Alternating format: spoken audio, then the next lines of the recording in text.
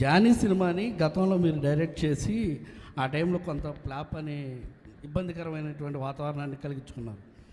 ఈ సినిమాలో మీరు లాస్ట్ క్లైమాక్స్ మీరే డైరెక్ట్ చేశారని చెప్పేసి చెప్తున్నారు. దానికి అప్పటికి ఇప్పటికీ ఏంటి ఎలాంటి చేంజ్ని మీరు గమనించారు? అలాగే అంటే నేను జానీ నిన్న కూడా చెప్పానంటే నాకు ఏమనిపించిందంటే, ఒక సినిమా తీసేటప్పుడు చాలా నలుగుతా ఉండే.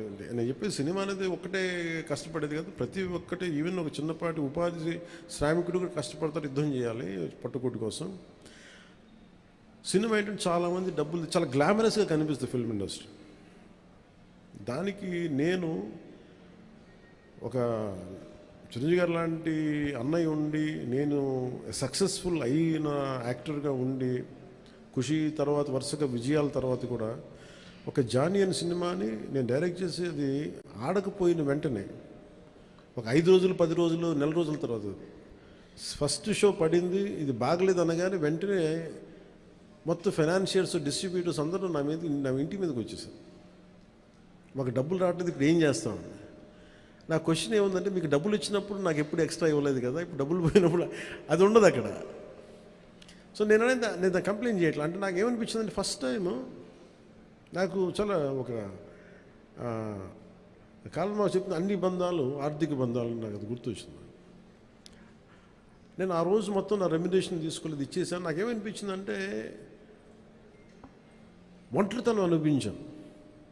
అంటే ఇప్పుడు ఎలా ఉంది అంటే, గత ప్రభుత్వం చేసిన ఒక దుర్మార్గాలన్నీ నేను చేసేసి అందరూ నిందిస్తుంటే నేను ఎంత బాధపడాలో, సినిమా ఫ్లాప్ అయితే నన్ను బాధపడమని అందరూ అలా చెప్తా ఉన్నాను.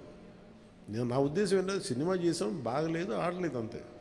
కానీ దానికి ఏంటి ఏదో ఒక కొంపలంతా మునిగిపోయినట్టు ఇలా మొక్కలు పెట్టుకున్నారండి. అందరూ డీలా అయిపోయి ఓకే నష్టపోతే ఎంత నష్టపోయింది చూద్దామని చెప్పి ఫైనల్ నేను చేయగలిగింది. బాబు నాకు ఇచ్చిన రెమ్యునరేషన్ ఇది, నాకు రూపాయి వద్దు తీసుకోండి అని చెప్పి నేను ఇంకో 15 లక్షలు అప్పు నేను తీసుకున్నాను. దాని తర్వాత ఇంకోళ్ళ దగ్గర ఆ అనుభవం నన్ను చాలా బలమైన వ్యక్తం చేసింది.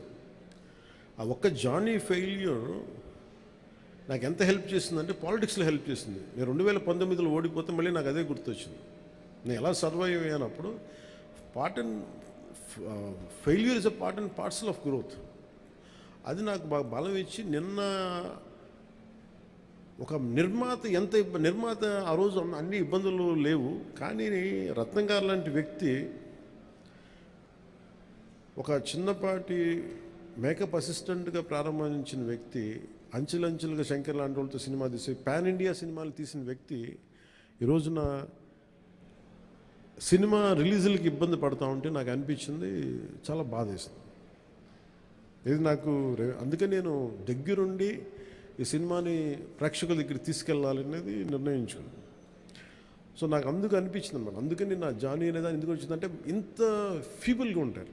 అంటే మనీ దగ్గరికి వచ్చేటప్పటికి అందరూ నువ్వు చస్తావో పెడతావో తెలియదు, కానీ మాకు ఇలా కట్ట ఒకసారి ఇర్లాజికల్గా ఉంటుంది. సో అలాంటి సమయంలో నాకు ఆయన అండగా నిలబడాలి. అందుకని that's reason why I quote. అందుకని క్లైమాక్స్ ప్రత్యేకించి నేను ఎందుకు చెప్పానంటే, అప్పుడు నేను కొన్నిసార్లు నేను బుల్డోజ్ చేసుకుని వెళ్ళాల్సింది, కొన్నిసార్లు రైట్ నిర్ణయం మన మనసుకు తెలుస్తుంది యాజ్ అ ఫిల్మ్ మేకర్గా. కొన్నిసార్లు పక్కన వాళ్ళు మాటలు నేను అసలు ఎప్పుడు పక్కన వాళ్ళు మాటలు విన్నాను. కానీ ఈ ఫిల్మ్కి వచ్చేటప్పటికి ఈసారి ప్రత్యేకించి ఎట్టి పరిస్థితుల్లో నేను పాలిటిక్స్లో ఉన్నాను, సినిమాలు బాగా చేయడేమో అన్న సందేహం ఎక్కువ మందికి ఉంటుందని చెప్పి ప్రత్యేకించి శ్రద్ధ పెట్టి చేశాను. సో క్లైమాక్స్ కూడా ఎందుకు చేశానంటే, నేను చాలా సంవత్సరాలు అయిపోయింది యాక్షన్ కొరియోగ్రఫీ చేసి. రియల్ లైఫ్లో వీళ్ళతో గొడవలు పడుతున్నాను, సినిమాల్లోనే యాక్షన్ కొరియోగ్రఫీ చేశాను. సో ప్రత్యేకించి ఆ particular episode it's close to my heart.